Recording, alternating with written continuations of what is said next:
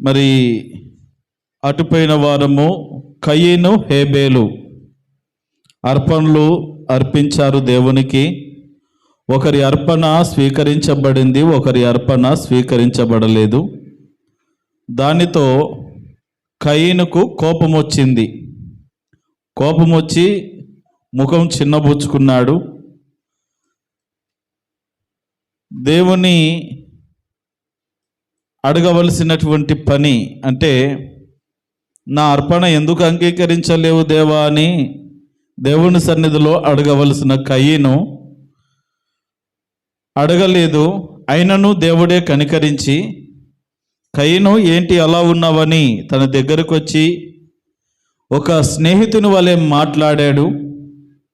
నువ్వు తప్పు చేసావు కాబట్టే కదా నీ అర్పణ నేను స్వీకరించలేదు. నువ్వు తప్పు చేయకపోతే ఈ రోజున తలదించుకునే పరిస్థితి నీకు వచ్చి ఉండేది కాదు కదా అని దేవుడు చక్కగా మందలించాడు.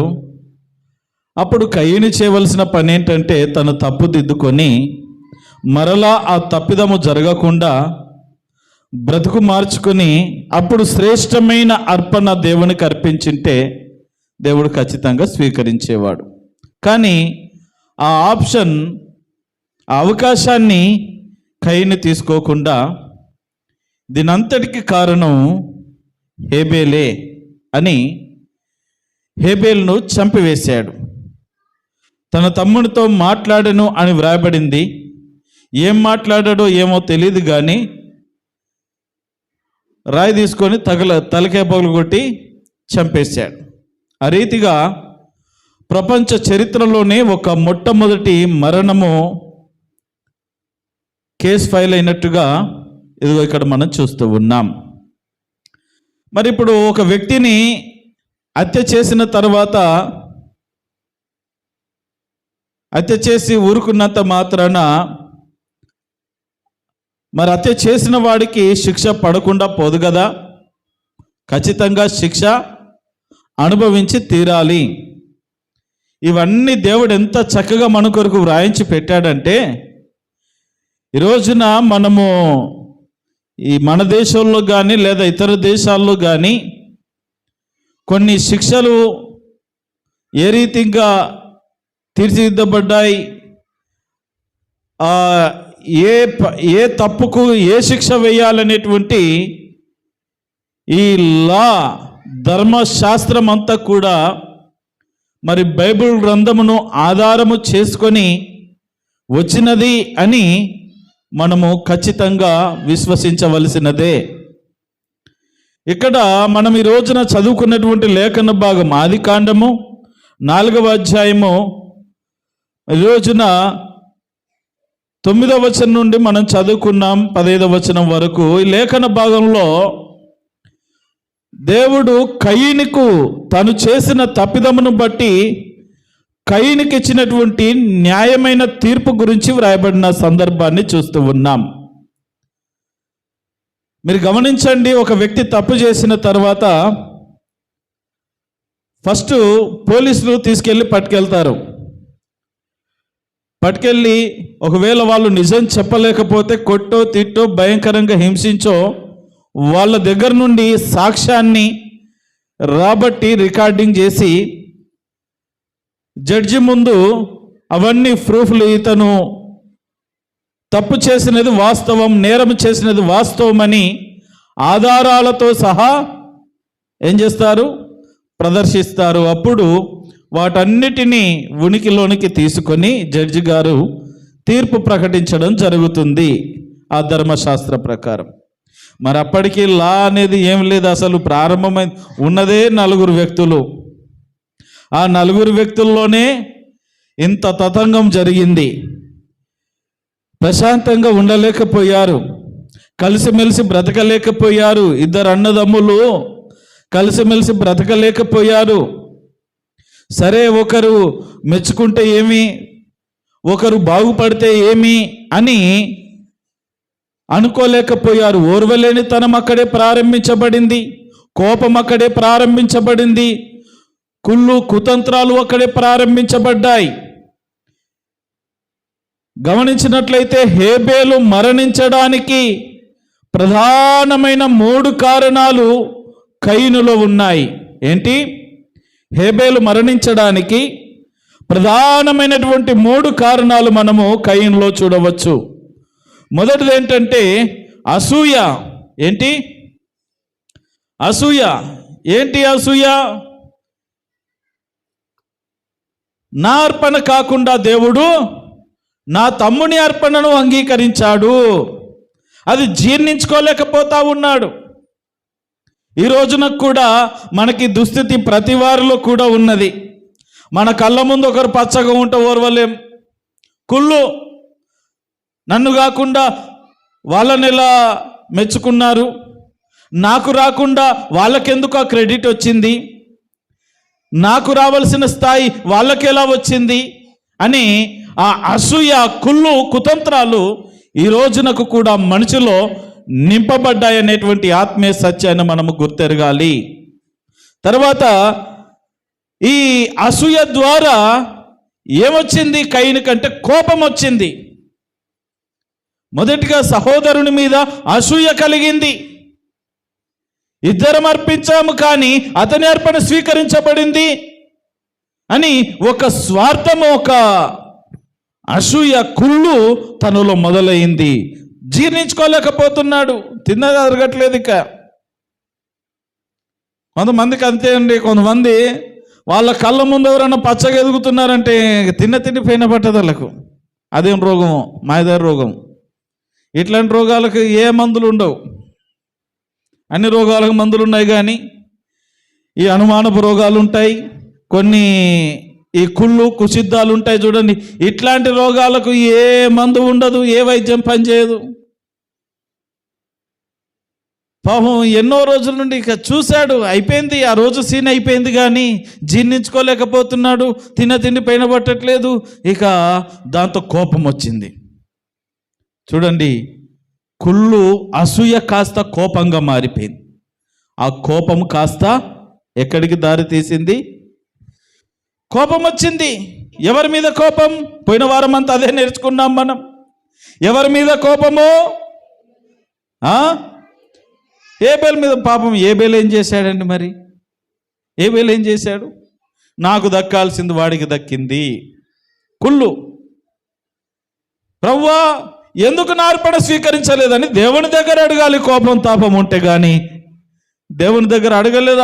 అడగకపోయినా దేవుడే సమాధానం చెప్పాడు, అంత బాగుంది. కానీ ఆ కోపాన్ని పగగా మార్చుకున్నాడు. లోపల జరుగుతూ ఉన్నది. ఎవరు చెప్పలేదు. ఆదాము నేర్పించలేదు అలా చేయాలని, ఎవరు నేర్పించలేదు. అసలు వాళ్ళకు అది తెలీదు. చూడండి, మనిషి లోపల ఎంత క్రూరమైన స్వభావం ఉన్నదో. పైకి చాలా చక్కగా నటిస్తాం, చాలా చక్కగా మాట్లాడతాం, అందంగా మాట్లాడతాం, అబ్బాబ్బా. లోపల మాత్రము ఎన్ని దాగుంటాయో ఆ సమయం వచ్చినప్పుడు బయటపడుతుంది. ఆ సమయం వచ్చినప్పుడు బయటపడుతుంది. ఒకవేళ అలాంటి ఫైటింగ్ కార్యక్రమం ఇక్కడ కానీ పెడితే దేవుని మందిరం కాబట్టి బతికిపోయాం.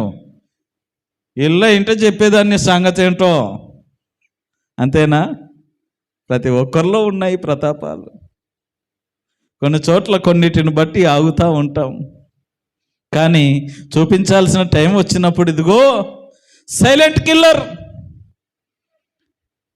వైలెన్స్ లేదు, ఓన్లీ సైలెంట్గా లేపేశాడు. ఎవరికి తెలియదుగా చేతులు తుడుకొని పాడుకుంటూ కూర్చున్నాడు. దేవుడు వదిలిపెడతాడా? అయ్యో, నేను ఎంత పెద్ద తప్పు చేశాను, ఆవేశంలో ఏదో పొరపాటు చేశాను, అయ్యో నా తమ్ముడా అని ఏడవవలసి, రొమ్ము కొట్టుకొని ఏడవలసినటువంటి ఈ కయీను పీడ విరగడైపోయింది. దాక్కుంటున్నాడు. ఎవరికి తెలియదులే. ఒకవేళ అమ్మ నాన్న అడిగితే ఏం చేస్తాడు? ఏమో నాకేం తెలుసు. వాడు గొర్రెలు కొట్టుకుంటే యాడికి పోయినాడు, ఏ సింహం తినేసిందో. మనుషుల దగ్గర ఏం చేయొచ్చు? కప్పుకోవచ్చు. అలా అనుకున్నాడు, తెగించాడు, లేపేశాడు. జాగ్రత్తగా గమనించండి ప్రేమన దోమ బిడ్డలారా. కోపంతో ఏం చేశాడంటే కుట్ర పన్నాడు. ఏంటి కుట్ర? ఒక వ్యక్తిని ఏదైనా చెయ్యాలి అంటే ఫస్ట్ ఏంటంటే ప్లాన్ కావాలా. ఎంత చక్కటి ప్లాన్ చేశాడంటే, తమ్ముడు రిటైర్ నీతో మాట్లాడాలా, చాలా రోజుల నుండి అనుకుంటా ఉన్నారని అయినా నీతో మాట్లాడాలని. పాపం మా అన్న నాకేం చెప్తాడని ఈ అమాయక తెలియదు కదా. అప్పుడు ఇట్లాంటివన్నీ ఉంటే మొన్న చేసిన దానికి నా మీద ఏమన్నా పగగట్టినాడేమో వాడు పోకుండా ఉంటాడు. ఇవన్నీ వాళ్ళకేం తెలుసు, పాపం ఉన్నదే 4 తోకలు భూమి మీద, ఇవన్నీ అసలు వాటికి తావే లేదు. తమ్ముడు నీతో మాట్లాడాలి, 1 నిమిషము అలా పక్కకు రా, పంట పొలాల్లోనికి రా. పొలంలోనికి పిలుచుకున్నాడు. ఏంటన్నా చెప్పు. ఏంది చెప్పేది, నీకేంట్రా చెప్పేది? 1 నిమిషంలో రాయి తీసి తలకాయ ఓలు కొట్టి చంపేశాడు. అయిపోయింది, చెప్పేశాడు. దాని కొరకే పిలిచాడు అనమాట. అదే మ్యాటర్. అక్కడ మ్యాటర్ ఏం లేదు, చెప్పాల్సిందేం లేదు, పెద్ద యుద్ధం ఏం జరగలేదు, వాగ్వివాదాలు ఏం జరగలేదు. ఎప్పటి నుండో లోపల రగులుకొని ఒక్కసారిగా రాయి తీసుకొని తన ప్రతాపం చూపించాడు, చనిపోయాడు. గమనించండి, ఒక వ్యక్తి ఒక మర్డర్ జరిగిన తర్వాత పోలీసులు ఏం చేస్తారంటే సాక్ష్యాలు సేకరిస్తారు. అక్కడ ఏదన్నా బ్లడ్ పడిందా, బ్లడ్ శాంపిల్ తీసుకుంటారు. నీ వెంట్రుక పడ్డా అది సమాధానం ఇస్తుంది. ప్రతి ఒక్కదానికి తప్పించుకునే మార్గాలు లేవు భూమి మీద. మనుషుల దగ్గర నుండి సరే నువ్వు ఎన్ని వ్యక్తులు పెట్టినా మనుషుల దగ్గరగా తప్పించుకోగలవేమో, కానీ దేవుని దగ్గర తప్పించుకునే అసలు మార్గం అనేది లేదు. గమనించండి, ఇప్పుడు ఏం కావాలా? దోషి దొరికాడు. ఎవరు? కయీనే. ఇప్పుడు దేవుడు డైరెక్ట్గా ఇక్కడ మనం ఈ రోజున చదవబడిన లేఖన భాగంలో డైరెక్ట్గా కయీను దగ్గరికి వెళ్తాడు. చదవండి 9వ వచనం, ఆదికాండం 4వ అధ్యాయం 9వ వచనం చదవండి. యెహోవా నీ తమ్ముడైన ఏబేలు ఎక్కడున్నాడని కయీనుని అడగగా అతడు నేనెరుగను, నా తమ్మునికి నేను కావలి వాడనా అనెను. జాగ్రత్తగా వినండి, ఇక్కడ ఏమంటున్నాడు? దేవుడు అంటున్నాడు కయీను దగ్గరకు వచ్చేసాడు. డైరెక్ట్ కయీను దగ్గరకు వచ్చి డైరెక్ట్ టాపిక్ ఓపెన్ చేయడంలే. కయీను, నీ తమ్ముని చంపేశావు కదా నువ్వు అని అంటే ఏంటి? దొరుకుతాడా దొంగ? దొరకడు. చాలా క్విక్గా దేవుడు కూడా చాలా క్విక్గా మరి తనతో మాట్లాడుతూ ఉన్నాడు. కయీను, ఏంటి ఇక్కడ కూర్చున్నావు? ఒంటరిగున్నావేంటి? నీ తమ్ముడేడయ్యా? నీ తమ్ముడు ఎక్కడికి వెళ్ళాడు? ఇంకెక్కడ తమ్ముడు? ఎప్పుడో పూడ్చిపడుగు దుబ్బేడా, ఎక్కడో చేతులు దులిపేసుకొని ఆడు చంపేసి ఆడు పాదు పెట్టొచ్చి ఇక్కడ చేతులు దులుపుకొని కూర్చున్నాడు. దేవునికి తెలీదా? తెలుసు. దేవుడు ఏం చూసాలే అనుకున్నాడేమో. ఎక్కడయ్యా నీ తమ్ముడు ఎక్కడా అనంటే తన సమాధానం చూడండి.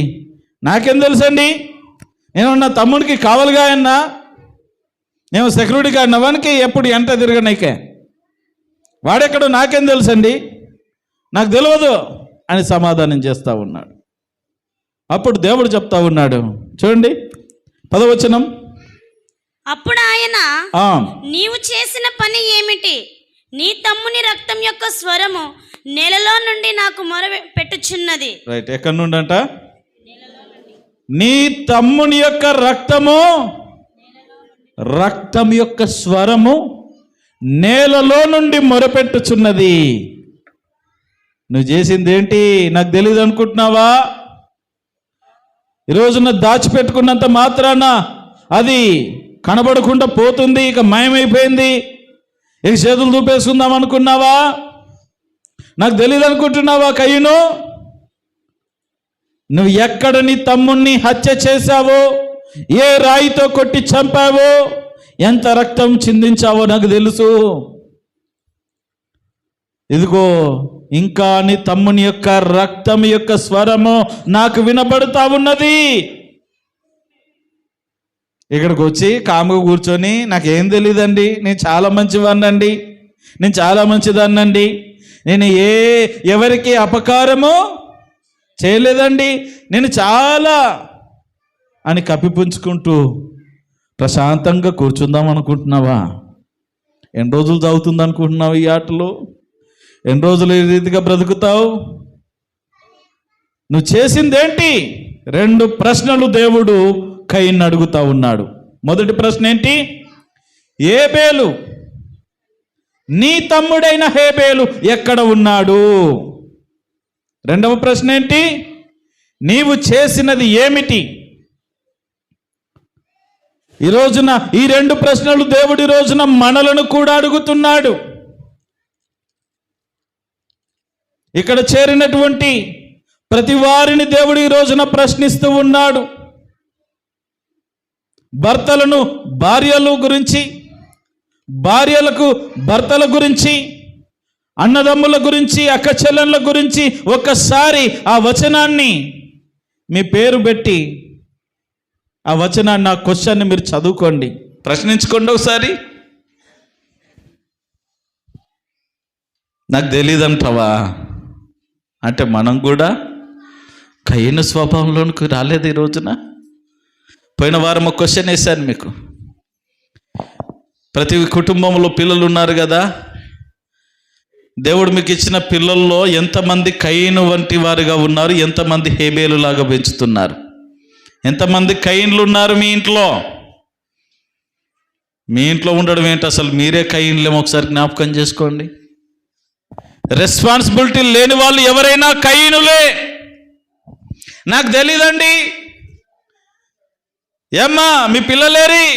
నాకు తెలియదు సార్. కయీను స్థానంలోనే ఉన్నావు, దోషివే. నీ భర్త ఏడి? నాకు తెలియదండి, ఎక్కడికి వెళ్ళాడో నాకు తెలియదు. సరే, వారం అంతా పట్టించుకోలేదు, కనీసం ఆదివారం పూటన్నా. ఒకవేళ ఏదైనా మనకు అనారోగ్యం కలిగినప్పుడు హాస్పిటల్కి వెళ్దాం, నాకు చూపిద్దురండి, తీసుకెళ్తారా? పట్టించుకోకపోతే మారం చేస్తారా లేదా? మందిరానికి వెళ్ళడానికి మాత్రం నీ దారి నీదే, నా దారి నాదే, ఎవరి దారి వారిదే. ఇదా విధి తదా రాజా. పద్ధతులు మార్చుకోవడం లేదు, పరిస్థితులు మారడం లేదు, భక్తి విధానం మారడం లేదు, విశ్వాస విధానము మారడం లేదు, ప్రార్థన జీవితం మారడం లేదు. కానీ దేవా నన్ను దీవించవా, దేవా నన్ను ఆశీర్వదించవా, దేవా ఎంత చక్కటి భక్తి పరులముగా నటిస్తూ ఉన్నామో. దేవుని సన్నిధిలో భక్తి పరులముగా నటిస్తూ పక్కకెళ్ళిన తర్వాత భక్తిహీనులముగా జీవిస్తూ ఉంటే దేవుని కృపలను ఏ రీతిగా స్వతంత్రించుకునేది?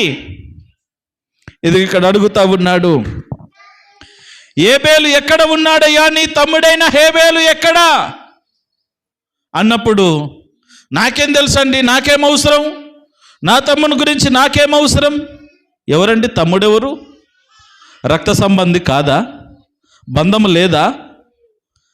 రక్త సంబంధం ఉన్నదా లేదా? పరాయివాడా, పగవాడా, ఓ దోష, ఒక నేరస్తుడా? రెస్పాన్సిబిలిటీ ఎక్కడ ఉండదు? ఈ రోజున మన పరిస్థితి కూడా అదే ఉన్నదండి. ఈ రోజున దేవుని సన్నిధికి వచ్చిన మనలను కూడా దేవుడు అడిగితే నీవు ఏమని సమాధానం చెప్పగలుగుతావు? ఏమో సార్, నాకు తెలీదు. మరి నీకు రెస్పాన్సిబిలిటీ లేదా? నీకు బాధ్యత లేదా? నీ కుటుంబాన్ని గురించి బాధ్యత లేదా? నీ పిల్లల గురించి బాధ్యత లేదా? ఎవరెక్కడైనా పోయి ఎక్కడైనా చావనా? ఓ క్రమము, క్రమశిక్షణ అంటూ లేదా? ఎలా పడితే అలా దైవభక్తి చేసి ప్రభువా నన్ను నీ రాజ్యంలో జ్ఞాపకం చేసుకో అన్నంత మాత్రాన్ని దేవుడు తీసుకుంటాడు అనుకుంటున్నారా? బ్రతుకు మారాలా, పద్ధతి మారాలా, ఉద్దేశాలు మారాలా. అది మారినప్పుడే, అది మారిన వారికే దేవుని రాజ్యంలో స్థానం ఉన్నది. ఒక్క క్షణంలో దొంగ జీవితం మారిపోయింది. కల్వరి సిలువ వేయబడిన సందర్భంలో దొంగ అన్నాడు, ప్రభువా ఇది మాకైతే తగిన శిక్ష, కానీ నువ్వు మంచివాడవయ్యా, నువ్వు నీతిమంతుడవు, నువ్వు గొప్పవాడవు, ఇది నీకు తగిన శిక్ష కాదు. మాతో పాటు సమానంగా నిన్ను సిలువలో వేలాడదీస్తున్నారు. ఎంత ఘోరమైన దుస్థితి. దైవకుమారుడా, నన్ను నీ రాజ్యంలో జ్ఞాపకం చేసుకుని ఆయన దయచేసి నన్ను క్షమించు అని అడగకనే అడిగి అక్కడ తన పాప క్షమాపణ పొందుకున్నాడు. అందుకే యేసు ప్రభుల వారు వెంటనే అన్నాడు దొంగతో, నేడు నీవు నాతో కూడా వచ్చేసేయి, ఇంకా లేట్ ఎందుకయ్యా, రా తీసుకెళ్ళిపోతాను. మనసు మార్చుకున్నావు కదా, ఆఖరి క్షణాన నీ మనసు మార్చుకున్నావు కదా, నీ పద్ధతి మార్చుకున్నావు కదా, నీ బుద్ధి మార్చుకున్నావు కదా, ఇలాంటి వాళ్ళే కావాలా దేవుని రాజ్యానికి, రా. ఎన్ని సంవత్సరాలు ఇస్తా ఉన్నారు మనకు దేవుడు? 23 పోయింది, 24 వచ్చింది. 24లో అయిపోయింది సగం సంవత్సరం, ఉస్కాక్ అయిపోయింది. మరలా వస్తుంది ఇంకో 4 నెలలు, ఇట్లా కళ్ళు మూసుకొని కళ్ళు తెరిచే లోపల 25 వస్తుంది. చక్కగా new year, happy new year, wish you happy new year. ఎన్ని సంవత్సరాలంటే చెప్పుకుంటూ పోతావు? ఎన్ని రోజుల రీతిగా జీవిస్తూ ఉంటావు? దాని అర్థం ఏంటో తెలుసా? దేవుడు ఎందుకు సంవత్సరాలు పొడిగిస్తున్నాడు నీ జీవితంలో? రోజులు పొడిగిస్తూ ఉన్నారు. చూడట్లేదా మనం? మన ముందు మనకంటే మంచి వాళ్ళు వెళ్ళిపోతూ ఉన్నారండి. మనకంటే యోగ్యమైనటువంటి వాళ్ళు వెళ్ళిపోతూ ఉన్నారు. వాళ్ళకి ఏ రోగం లేదు, నొప్పి లేదు. మనం షుగర్తో, దాంతో దీంతో మనం బాధపడుతూ ఉన్నాం. కాళ్ళ నొప్పులతో, కీళ్ళ నొప్పులతో బాధపడుతూ ఉన్నాం. మనకు సాగు రావాలనుకుంటాం, మనం పోవట్లేదు. కానీ పగనోళ్ళు మంచిగా ఉన్న వాళ్ళు అందరు పోతూ ఉన్నారు. అయినా మనం మారమాయే, బ్రతుకు సరి చేసుకోమాయే, ఇంకా ఎంజాయ్. అవును బిడ్డలారా, ఎంజాయ్మెంట్. సెల్ ఫోన్లలో ఎంజాయ్ కావాలా, సినిమాల్లో, షికార్లో, అన్నిట్లలో ఒక ఎంజాయ్మెంట్ కావాలి. ఎన్ని రోజులంట దేవుడు అడుగుతూ ఉన్నాడు, నీ తమ్ముడైన హేబేలు ఎక్కడ ఉన్నాడు? నేనేమన్నా కావాలి వాడినా? ఏం లేదు, కయీనుకు కనీసం పశ్చాత్తాపం లేదు. అయ్యో ప్రభువా, సేమ్ ఆ రోజున ఆదామును అడిగిన ప్రశ్ననే దేవుడు ఇక్కడ కయీన్ను కూడా అడుగుతా ఉన్నాడు. ఆదాము, నువ్వెక్కడున్నావు?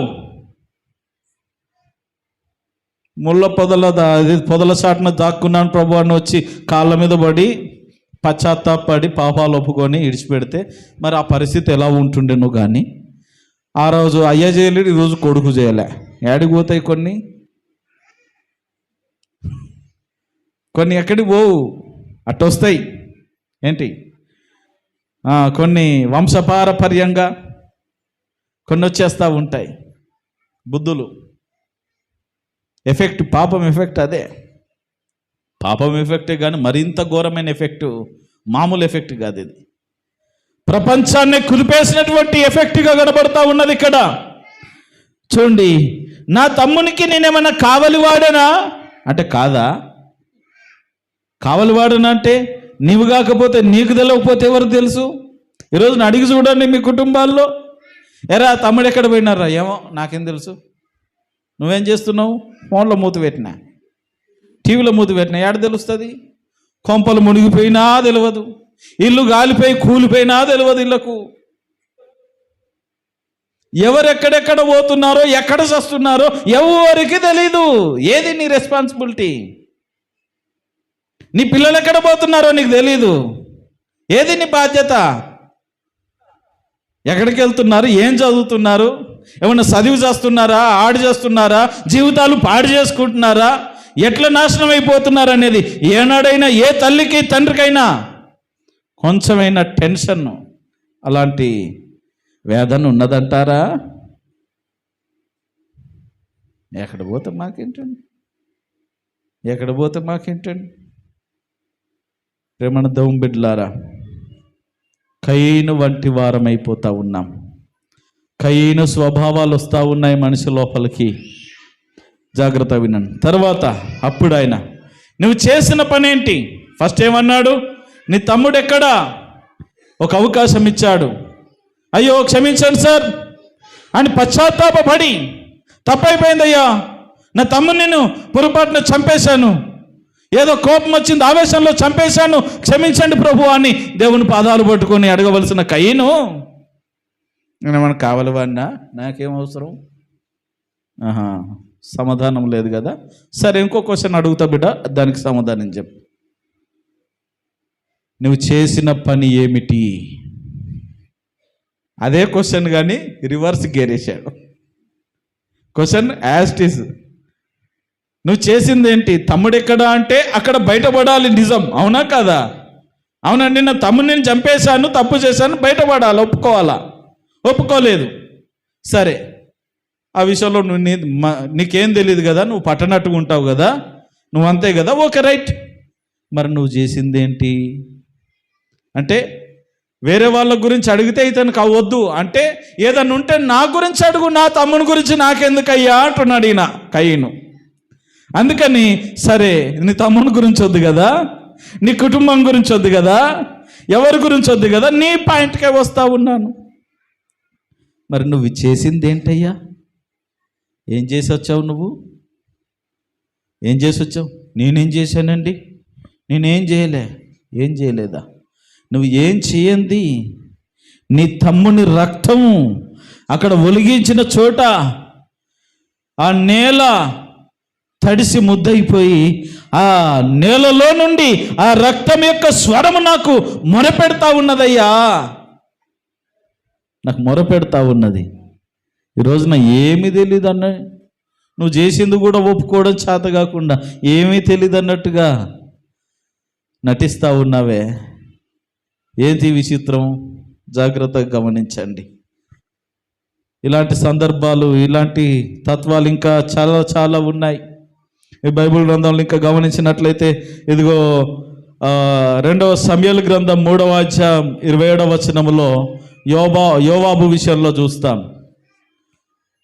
అబ్నేర్ నేసేస్తాడు, చంపేసి నాకేం తెలియదండి, ఏమయ్యా ఎవడు చేశాడు, ఏమో సార్ నాకు తెలీదు, కప్పిపుచ్చుకునే స్వభావం. తర్వాత 2వ సమూయేలు 13వ అధ్యాయం 28వ వచనంలో కనబడుతూ ఉంటుంది. అబ్షాలోము అమ్నోను నేసేస్తాడు, చంపేస్తాడు. ఏం తెలియదని, నాకేం తెలుసండి బాబు, నాకేం తెలీదు, నేనే పాపం ఎరగనబ్బా, అబ్బో నాకు అలాంటివి తెలియదబ్బా. ఎంత చక్కగా నటిస్తూ ఉన్నారు. ప్రేమణ దొంబిడ్లారా, ఏ స్థితిలో ఉన్నాం, ఏ పరిస్థితిలో ఉన్నాం, కప్పుకునే స్థితిలో ఉన్నావా, ఒప్పుకునే స్థితిలో ఉన్నావా? ఒక్కసారి నీవు పరీక్ష చేసుకోవాలి ఈ రోజున. హల్లెలూయా. 2 చేతులు పైకెత్తండి. హల్లెలూయా, హల్లెలూయా, హల్లెలూయా. దించండి. ఒకసారి ప్రశ్నించుకోవాలి. ప్రశ్నలు మనకే ఇవి. ఆనాడు కయ్యనుకు పనిచేశాయి, ఈ రోజుకు దేవుడు ఇంకా ఎందుకు ఈ బైబిల్ గ్రంథంలో ఈ మాటలు ఇలాగే పెట్టాడంటే, ఈ రోజున నిన్ను ప్రశ్నించడానికే. ఎక్కడున్నాడు? ఏమో సార్ నాకు తెలియదు, మా ఆయన గురించి నాకు తెలియదు అని ఈ రోజున నువ్వు కప్పిపుస్తావా? నా భార్య గురించి నాకు తెలియదు, నా పిల్లల గురించి నాకు తెలియదు, నా అన్న గురించి తెలియదు, అక్క గురించి తెలియదు, సరే ఎవరి గురించి తెలియదు, నీ పాయింట్కే వస్తున్నాడు ఇప్పుడు దేవుడు. మరి నువ్వేం చేసి వచ్చావు? నీ జీవితం ఎలా ఉన్నది? నీ ప్రవర్తన ఎలా ఉన్నది? నీ ఆలోచన ఎలా ఉన్నది? నీ పద్ధతులు ఎలా ఉన్నాయి? దానికి కూడా రెస్పాన్సిబిలిటీ లేదా? పక్కనాడు గురించి ఎడిదిరిగి లేదు, కనీసం నీ గురించి నీకు కూడా లేదా? నీవు కూడా సమాధానం చెప్పుకునే స్థితిలో లేవా? ఎందుకుంటుంది? ఎందుకంటే చేసిన పాపం గోసులోనే పెట్టుకొని తిరుగుతూ ఉన్నాడు కయ్యను. సాక్ష్యం చూపిస్తా ఉన్నాడు దేవుడు. నీ తమ్ముని రక్తం యొక్క స్వరము నేలలో నుండి నాకు మొరపెట్టుచున్నది. నిజంగా మొరపెడతాయా? ఒక మాట చదవండి. ప్రకటన గ్రంథం 6వ అధ్యాయం, ప్రకటన గ్రంథం 6వ అధ్యాయం, ఫాస్ట్గా తీయండి. ప్రకటన గ్రంథం 6వ అధ్యాయం 9వ వచనం చదవండి. 9, 10, 11 వచనాలు ఫాస్ట్గా.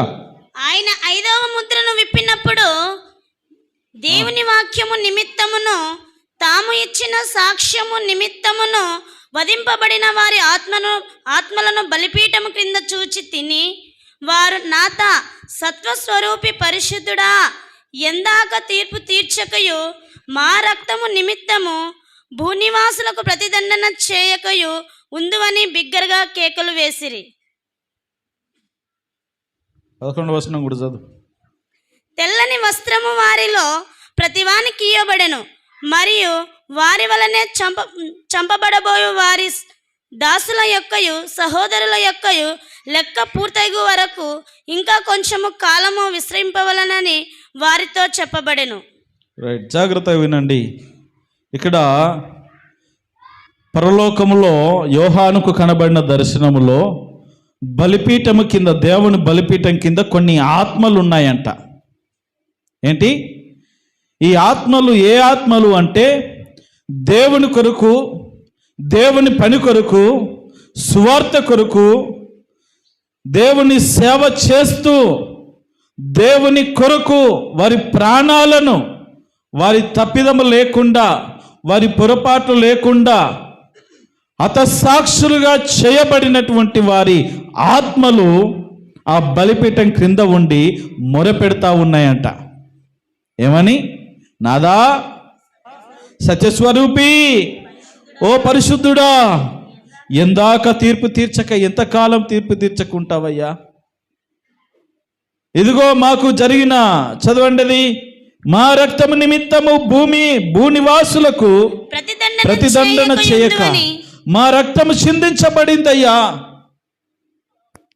అక్కడ మా కొరకు రక్తం, నీ కొరకు మేము రక్తం చిందించాం. వాళ్ళు మమ్మల్ని అన్యాయంగా చంపేశారు. మా తప్పు ఏమీ లేదు, వాళ్ళు మమ్మల్ని అన్యాయంగా చంపేశారు. మరి ఏదన్నా ఒక నిర్ణయం తీసుకోవాలి, ఒక జడ్జిమెంట్ ఇవ్వాలి కదా. దేవుడు ఏం చేస్తున్నాడు అని అంటే, చివరి వరకు ఇదంతా అంతమైపోయిన తర్వాత అందరి పని పడతాడు. అప్పుడేం తెలుస్తా సార్, అంత అయిపోయినాక ఏముంటుంది ఏంటంటే, ఇప్పుడు వెంటనే చనిపోయిన తర్వాత వెంటనే ఏదైనా ఆనవాళ్ళు వెతికితే దొరుకుతాయి, కానీ చనిపోయి 40 సంవత్సరాలు 100 సంవత్సరాలు అయిపోయినాక ఏ ఆనవాళ్ళు దొరుకుతాయి? మనుషులకు దొరకవు, కానీ దేవునికి అన్నీ. మట్టి వచ్చి సాక్ష్యం చెప్తా ఉంటుంది, ఓ ప్రభు ఇదిగో పలానా, ఇదిగో ఈ కయ్యనే పలానా రోజున పంట పొలంలో తన తమ్ముణ్ణి చంపేశాడు, ఆ రక్తం ఇదిగో నా దగ్గరనే పడింది, ఇదిగో అది చూపిస్తూ ఉంటుంది. ఈ 4 గోడల మధ్యలో చేసినటువంటి పాపం, ఇదిగో ఈ 4 గోడలు సాక్ష్యం ఇస్తాయి, ఇదిగో వాళ్ళు ఇక్కడే పాపం చేసింది, నీ దృష్టికి చెడుతనం చేసింది 4 గోడల మధ్యలోనే. గోడలు, రాళ్ళు, చెట్లు, కొట్టలు అన్ని సాక్ష్యం ఇచ్చే రోజు ఒకటి రాబోతుంది. జాగ్రత్త. తెలీదు అనుకుంటున్నామేమో, 4వ కంటికి తెలీదు, పక్కనాళ్ళకి తెలీదు, తల్లికి తెలియదు, తండ్రికి తెలియదు, అన్నకు తెలియదు, అక్కకి తెలియదు, ఎవరికి తెలియదులే అని చేతులు దులిపేసుకొని కైన్లా కూర్చుంటే ఆహా అనుకుంటావేమో. కుదరదు. ఈరోజు కప్పిపడవచ్చు, ఈ రోజున అందరి మధ్యలో సవ్యంగా నువ్వు చక్కగా తిరుగులాడొచ్చు కైను వలే. కానీ ఒక రోజు రాబోతుంది, అప్పుడు ఇదిగో ప్రభువా. అందుకే భూమి మూలుగుతా ఉన్నది ఇప్పటికి కూడా. ఎప్పుడు దేవుని రాకడొస్తుందా? ఈ భూమి కూడా ఏంటంటే మార్పు చెందాలని ఆశపడతా ఉన్నది. ఎందుకు? భూమిని దేవుడు శపించాడు ఈ మానవుల కొరకే.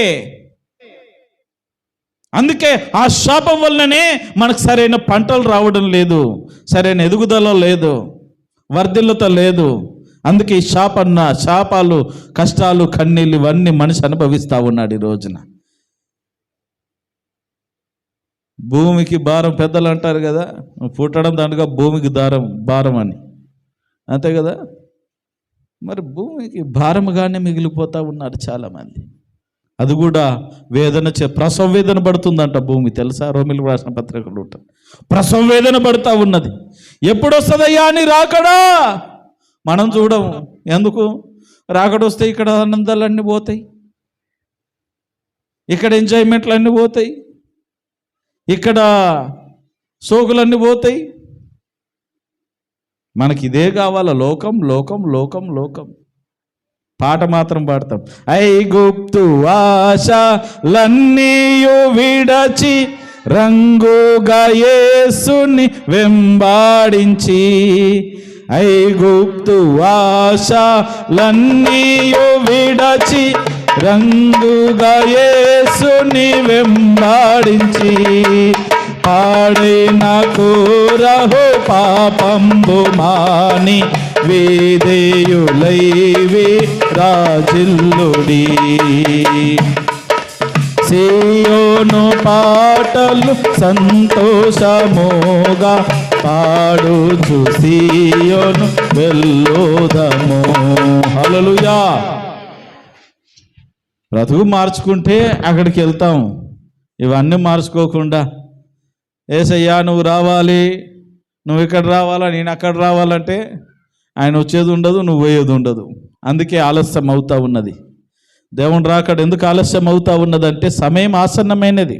సూచనలు జరుగుతూ ఉన్నాయి, నెరవేర్పులోనికి వచ్చినాయి అన్నీ కూడా. కానీ ఇంకా మార్పు చెందవలసిన వారు ఉన్నారు, రక్షణలోనికి రావాల్సిన వారు ఉన్నారు. రక్షణలోనికి వచ్చిన వారు బ్రతుకుదిద్దుకొని ఇంకా ప్రభు కొరకు వెలిగే పరిస్థితిలోనికి రావాల్సిన ఆవశ్యకత ఉన్నది. అందుకే ఆదివారం కార్యక్రమాలు, ప్రోగ్రాములు, ఈ అంగులు అంగామ ఇదంతా భజనలు చేసేది ఇదంతా దాని కొరకే. మనం ఎన్ని పాటలు పాడి ఎంత చేసినా 4 మాటలు మీ చెవున పెట్టడానికే. మనకు వాక్యం వద్దు, ఏం కావాలా? అబ్బా నేను రాగానే సార్ పాటలు ఆపేసినాడు చూడు, నేను రాగానే మైక్ ఎడబట్టుకుంటుందో అని పాటలు ఆపేసినాడు, మైక్ ఎడబట్టుకుంటాను పాటలు ఆపేసినాడు. పాటల కొరకు కాదు, పాటలు ఏదో మనం అందరం కలిసి ఆరాధించి ప్రభునామ స్మరణ చేయడానికే పాటల ప్రోగ్రాం. కానీ మనమంతా ఈ వాక్యాలు నేర్చుకోవడానికే. జాగ్రత్తగా గమనించండి. ఈ రీతిగా ఇదిగో హేబేలు రక్తం కూడా ఏం చేస్తూ ఉన్నది? మొరపెడతా ఉన్నది. నీ తమ్ముని రక్తం మొరపెడతా ఉన్నదయ్యా భూమి లోపల నుండి. ఆ స్వరం నాకు వినబడుతూ ఉన్నది. రక్తానికి స్వరం ఉన్నదా? రక్తం అంటే ఏంటి? ప్రాణమే. ప్రాణమే రక్తము. రక్తములోనే ప్రాణం ఉండేది. చేదు కోసుకున్నామంటే గంట సేపటి తర్వాత పరదేశంలో ప్రియులారాకి ఏముండదు. ఇక రక్తం పోయిందంటే ఎందుకు అంత రక్తం? రక్తము ఎంత ప్రాముఖ్యమైనదో హాస్పిటల్లో 6 రోజులు బెడ్ మీద ఉండి 4-5 బాటిల్ ఎక్కించుకుంటే అర్థమవుతుంది. ఇప్పుడు అర్థం కాదు. కొన్ని మన వరకు వస్తే కానీ, ఆ వేదన అనుభవిస్తే కానీ, ఆ నష్టము కష్టం అనుభవిస్తే కానీ అర్థం కాదు. అన్నీ బాగున్నప్పుడు దేవుని స్తుతించండి అయ్యా, దేవుని స్తుతించండి అమ్మా, ప్రార్థనకు రండి, పరిస్థితులు మార్చుకోండి అంటే ఆహా. అందుకే కొన్నిసార్లు దేవుడు బుద్ధి చెప్తా ఉంటాడు. ఓ వారం రోజులు పడుకోపో చెప్తాను సంగతి.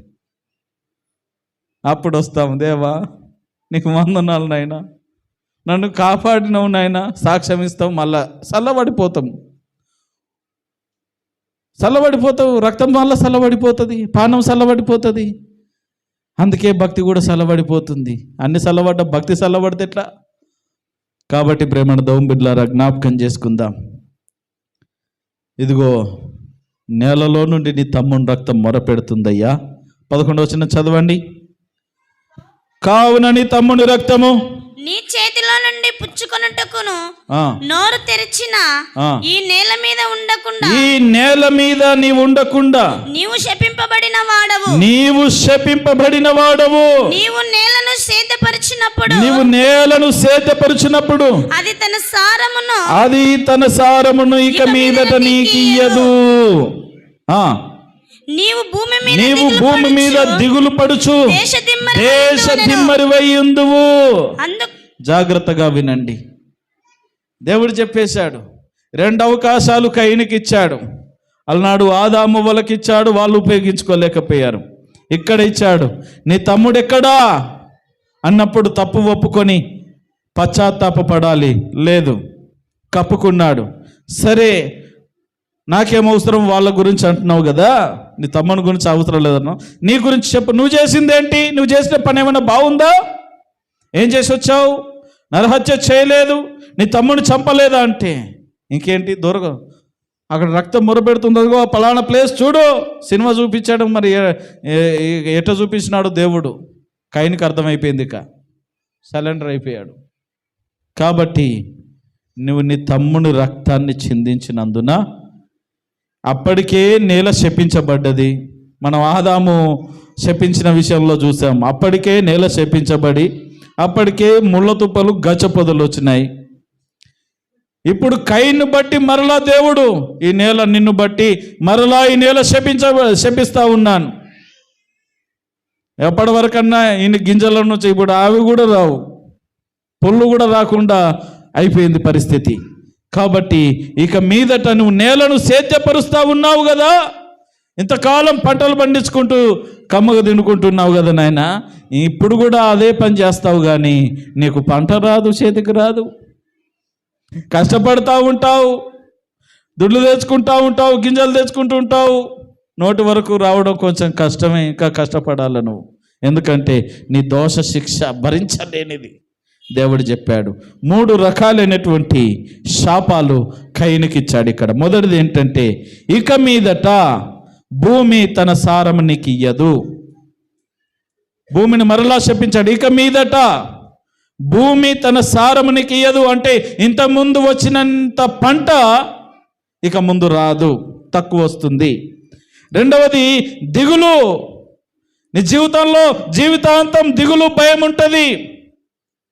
అయ్యో, ఒక గిల్టీ ఫీలింగ్, అయ్యో నేను ఎంత పని చేశానని ఆ వేదన అది నిన్ను ఎప్పుడు వేధిస్తూనే ఉంటుంది. దిగులు, భయం, ఏదో కోల్పోయినట్టుగా, ఏదో పోగొట్టుకున్నట్టుగా ఆ దిగులు కయీనులోనికి వచ్చింది. మూడవది ఏంటంటే దేశ దిమ్మరివై, అంటే ఒక చోట స్థిరత్వం లేదు.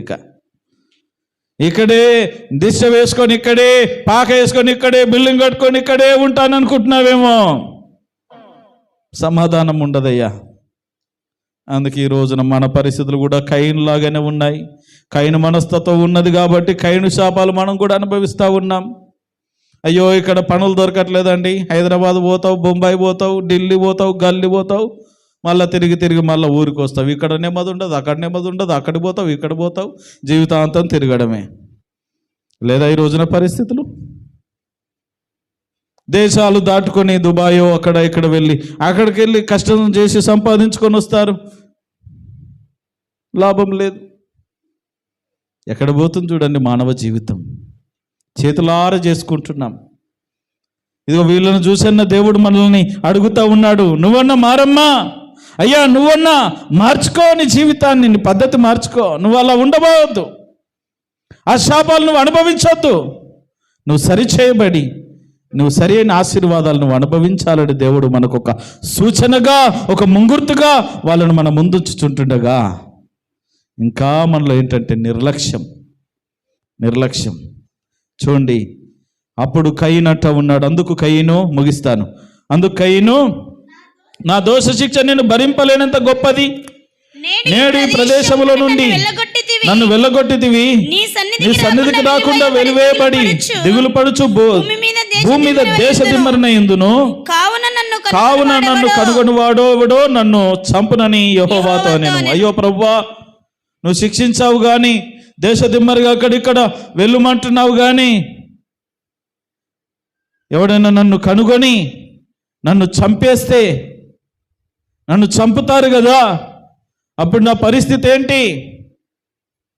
దేవునికి ఇక్కడ చంపే అవకాశం లేదంటే ఉన్నది. కయీను చంపొచ్చు, కానీ దేవుడు ఇంకా కనికరం చూపిస్తూ ఉన్నాడు, బ్రతుకు మార్చుకునే అవకాశం ఇస్తూ ఉన్నాడు. శాపాన్నైనా ఒప్పుకుంటున్నాడు కానీ అంత భారం వద్దయ్యా అని అంటలేడు. నువ్వు శాపం పెట్టినావు కదా అక్కడిక్కడ తిరుగుమని, అక్కడిక్కడి వెళ్ళినప్పుడు కూడా నన్ను గుర్తుపట్టి నువ్వు నరహత్య చేసావు కదా, నన్ను చంపేస్తే నా పరిస్థితి ఏంటి? నిన్నెవ్వడు చంపడు, నేను చంపనీయా. నిన్నెవ్వడు చంపడు, నేను చంపనీయా. ఒకవేళ పొరపాటును చంపాడంటే నీకు ఒక శిక్ష వేశాను, వాళ్ళకి 7 శిక్ష వేస్తా. ఇక వాళ్ళకి 7 శిక్ష రావడం కూడా దేవునికి ఇష్టం లేక నీ నొసటి మీద ఒక ముద్ర గుద్దుతా. స్టాంప్ వేశాడు, పోస్ట్ ఆఫీస్ స్టాంపు. మరి అది ఏ రీతిగా ఉన్నదో, ఏ రూపంలో ఉన్నదో మనకు తెలియదు కానీ మనం ఒక విధంగా ఊహించుకోవడమే తప్ప. ఇంతకుముందు పూర్వకాలంలో ఈ ఏమంటారు, కలదిరి పడిపోయి ఫిట్స్ వచ్చే వాళ్ళకు మెడలో ఒక బిల్లకు వాళ్ళ ప్రాబ్లం రాసి వదిలిపెట్టేవాళ్ళు. తెలుసా? పెద్దవాళ్ళకు కొంచెం ఐడియా ఉంటుంది కదా. ఇంకా కొంచెం ఈ టెక్నాలజీ, పోలీస్ వ్యవస్థ ఇంకా లేని కాలంలో ఏదైనా శిక్ష విధించే ముందు వాళ్ళు పెద్దలు ఏం చేసేవారంటే గుండు గీయించడము, లేకపోతే రకరకాలైనటువంటి శిక్షలు ఒక గుర్తులు వేసేవాళ్ళు. ఇక వాడు దోషి, ఇక వాడి జోలికి ఎవడు పోవద్దు, ఊర్లో నుండి వెళ్ళగొట్టేస్తున్నాం, వాడు జోలికి ఎవడన్నా పోయాడంటే మీకు శిక్ష అని అట్లా వాళ్ళను వదిలిపెట్టేవాళ్ళు కానీ వాళ్ళకు ఒక గుర్తు వేసి, ఇక వాడిని చూడగానే వీడు దోషి, వీడేదో పాపం చేశాడు, వీడేదో చేయకుండా నేరం చేశాడని మన వెనకటి కాలంలో జరిగాయి. అట్లా దేవుడు అప్పుడే కయీనుకు వేసేసాడు, ముద్ర వేసేసాడు. అది చూడగానే అమ్మ వీడు నరహంత, వీడిని జోలికి పోవద్దు, వీడిని ఏమన్నా చేశావంటే దేవుడు నన్ను చంపేస్తాడు, కాబట్టి వాని సావు నా సావుకు వచ్చిందిరా నాయన అని వాడు గమ్ము నుండి వాని పని వాడు చేసుకొని పోవాలా. ఆ రీతిగా కయీనును కనికరించి, నువ్వు దేశదిమ్మరిగా వెళ్తావు, శిక్ష అనుభవిస్తావు, కానీ ఎవరు నిన్ను ఏమండు, నీ బ్రతుకు నువ్వు బ్రతుకుపో. చాలే, ఇక ఒప్పుకునే స్థితి లేదు, ఇంకా కప్పుకుంటానే ఉన్నావు, కనీసం నీది నువ్వనని కుటుంబాన్ని చక్కబెట్టుకొని చల్లగా బ్రతుకుపో అని బయటకు పంపించి చక్కగా అతన్ని పంపివేయడం జరిగింది.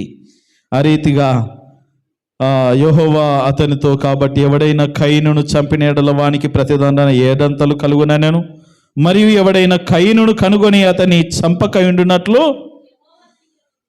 అతనికి ఒక గుర్తు వేసి బయటకు పంపించేశాడు. ఇది ఆ రోజున జరిగినటువంటి సందర్భం. ప్రేమణ బిడ్డలారా, జ్ఞాపకం చేసుకుందాం. ఒక నీతిమంతుని రక్తాన్ని చిందించాడు. ఆ రక్తం మొరపెడతా ఉన్నది. హేబేలు రక్తము యేసుక్రీస్తు రక్తానికి సాదృశ్యముగా ఉన్నది. ఏంటి? హేబేలు రక్తం యేసుక్రీస్తు ప్రభుల వారి రక్తానికి సాదృశ్యముగా ఉన్నది. మీకు గుర్తుందా? మనం లెంట్ డేస్లో నేర్చుకుంటాం. యేసు ప్రభుల వారిని సిలువకు అప్పగించే ముందు, కొరడాలతో కొట్టే ముందు, ఈ దోషం నా మీద, నా కుటుంబం, నా పిల్లల మీద ఉండకపోవును గాక అని ఫిలాత్ ఏం చేస్తాడంటే చేతులు కడుక్కుంటాడు.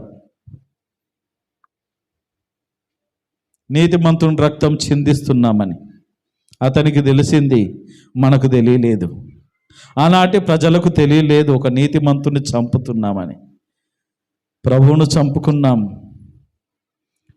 ఆ పాపాన్ని మనమే మోసాం. ఆనాటి ప్రజలు మోసారు, అందుకే భయంకరమైన దారుణాలు జరిగాయి మొదటి శతాబ్దములో, మీరు చరిత్ర తిరిగేస్తే. కాబట్టి ప్రేమణ బిడ్డలారా, ఆ యేసుక్రీస్తు రక్తం ద్వారానే ఈ రోజున మనం కడగబడ్డాము. ఆ ప్రభు ఇంకా మన కొరకు విజ్ఞాపనలు చేస్తూ ఉన్నాడు.